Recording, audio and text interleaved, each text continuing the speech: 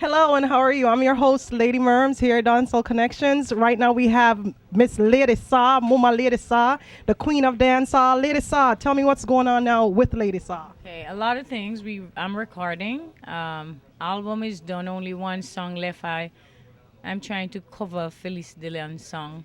If you knew how much I love you, da da da da, yeah, that you wouldn't stay away and all that. I want to cover that song. I asked Shaggy to come, represent on it for me. And I have Flow Rider on, the Eels on. That's on the album. I have Ali from UB40, and I have Barry Salmon. So I'm good now.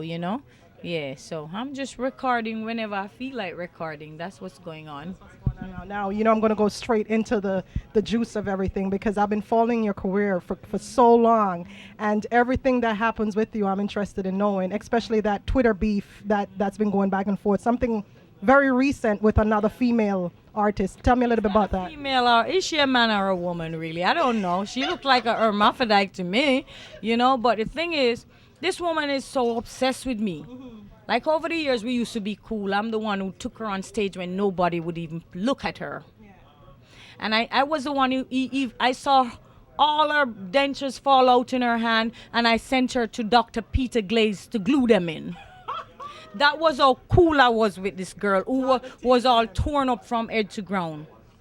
So you feel like she's being a little bit ungrateful right now? She's not a little ungrateful. She's being a devil, a satanic child. I mean, I walk away from this woman. When she was around me, I realized that love mix up.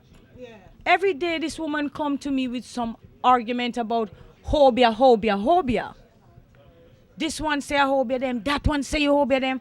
And when so-and-so went to the hobia man, the hobia man, she said, the hobia man, put a pan of water on his ear, face come up. How the hell my face come up in a hobia man pan of water? Where that come from? So when I see who she was, I stepped away from her. Yeah. I don't want friends like those. Yeah. And from that day, this minute she's sending somebody to ask me if I would talk to her. If she come to me, if I would drive her away. And I say, I don't want no friends from. And she trying everything to be my friend, and because I'm not being her friend, I don't want to be her friend. She just start a whole different thing. Every day she have a new story telling lies on me. So I saw her do one stupid song the other day and keep her friends and pushing it to my Twitter. But the song was an embarrassment to herself and my, the whole career. I'm disappointed because that's a garbage of a song. I could never write that and say I'm doing that. She sound dumb. The whole thing. So, bottom line is, I don't care for you. You were ungrateful. You talk too much about hobia. Stay away from me. That's all it was. So, what's your problem? Do you feel that she's very much threatened by the fact that you've held your spot as the queen of dancehall for so many years? What I saw was just an obsession. What happened? There was another female, who were friends with her. Okay. And that other female start trying to be my friend, then become my friend. But she said, well, this female is the cause of me and her friendship breakup. But you weren't my friend. You were just somebody, an associate. And she said it's the other girl who, yes, the other girl brings some news to me and tell me. So when everybody in all this mix up, I was never in these things. I come from St. Mary. My sister was always my friend. I roll with the boys. I never used to be in anything. And you see, I was right because I stayed away from them. And as soon as I let them in, they become my worst enemy. What do you think about her dub plates now that she's thrown out at you? Because I listened to one of them and she attacked your personal life. And she went off talking about who for man, who I take your man and all of them stuff. The way you think about that? That's not a dub. That was a song. Well, a song, something she did on YouTube. Something about, I didn't listen to it. I avoided it when they keep pushing it, send it to my Twitter. And then a friend of mine played it on the phone, and I was laughing like, that garbage? Is that the song she said? That's not a song, that's garbage. She's talking stories that she made up. Those are make-up stories. I don't need to check a man's phone, Men call me. I don't call men. You know what I'm saying? My man will call. Oh, you don't call me from morning. You're not checking on me. Or if my man leave the house, in 10 minutes he's gonna call me to ask me how his pretty vagina is doing. Not kidding, swear to God. Okay. Yeah? So if he's calling me to ask me how is my pretty vagina doing, do I need to even call him? No. Come on now. So she's talking, making up stories, and I swear on my life, it's a joke. You being the main queen of dancehall, you're up there right now. You think she have vibe forget your position or something? Listen, I used to write lyrics and give that girl. When she went to clash with Queen Paula, I gave her lyrics, and she just stand up on the stage and forget them with her boat gun. She didn't remember anything. Like, she's a coward. She always nervous, always afraid. I don't know who's pushing her. And I think I have an idea who's pushing her, but I don't think I should even share a stage with her because she's not relevant. You know? Even to lay her out, I shouldn't even share a stage with her. I don't want her near me. That woman rub herself in too much oil and them powder thing. I remember at Sunfest years ago when she used the cart. She was rubbing herself in oil and it messed up her clothes. And the guy that sell clappers, he was the one who went away to get something to rub out the oil. She's a witch. She's always into negative. I don't want a friendship. Stay in your lane. Yeah. You ever hear me in all these things over the years? No, I'm gonna hear that because it don't hear me in any mix-up. These women are so jealous, ungrateful, and they'll do anything and build anything, any lies. Can you believe? She came on in the newspaper and she said, Sting promoter ain't treating her right with the money. Because the money that they paid her last year, they tell her, listen, it's your advance. Because you owe us. Because you disappear. So she don't want that little money. She want more. So they say they'll give her a little thing. She know what she doing. To get on Sting, she gonna come at me. So, yeah? Yeah. So now they give her a little thing to come. But guess what? She's gonna work on her own. Because she's not sharing my stage with me. Okay, my understanding, the lady saw has spoken about that. Moving forward, we can't done the whole interview upon just but moving forward, I mean, I know you crossed over into the gospel scene a little bit or Christianity a little bit. Are you going to stick there? Because, I mean, Sting is kind of clashing to, you understand what I'm trying to say? Sting and then Christianity, how the two of them work hand in hand for you? You know something? I watch a movie called The Bible. Okay.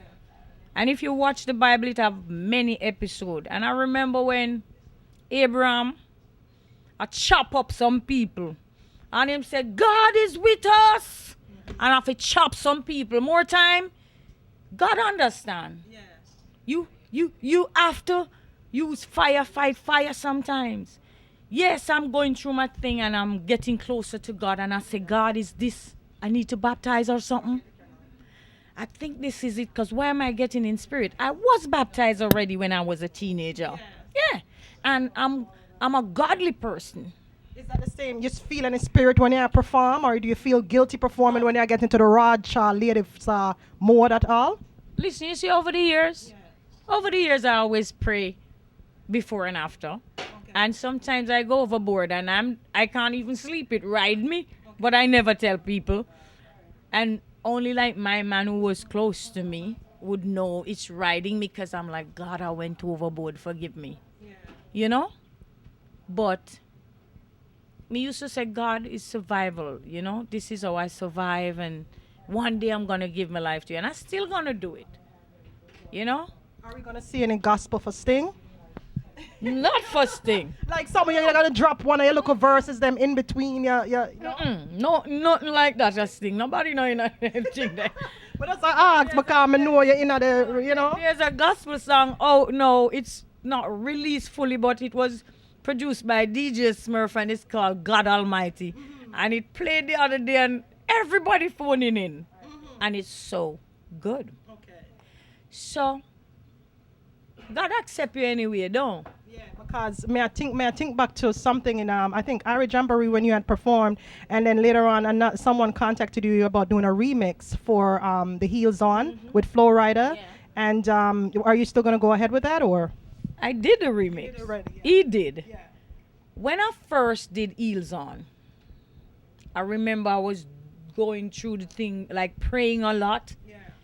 you know, going kneeling I went to church, still go to church. And then I remember swear on my life. I was praying. And I was asking God, you hear people say, don't ask God this and don't ask that. I was asking God, why this, why that, why that? Yeah. And I swear to you, I hear a voice said, it no whoever me not done bless you yet. Okay. And worry about me enemies, them no have nothing for me. Me God say no over, him no done bless me yet. And I got into the spirit.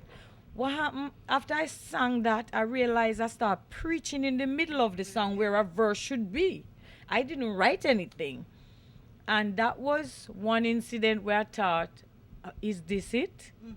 Because I was sitting in my jacuzzi naked as the day I born. I was going in when I was asking God what, you know.